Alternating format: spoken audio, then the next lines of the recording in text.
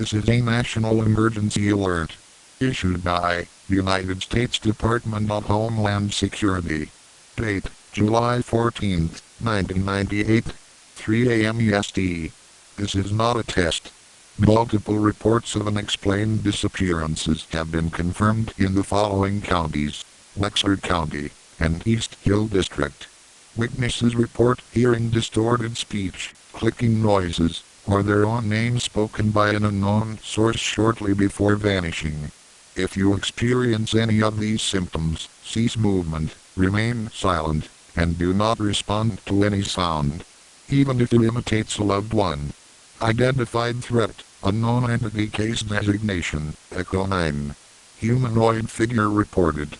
Approximate height, 7 to 9 feet. Limbs appear elongated. Eyes glow red in dark environments.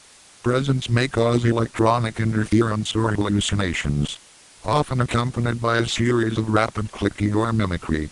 All citizens in affected zones are advised to seek shelter in interior rooms. Do not investigate strange sounds.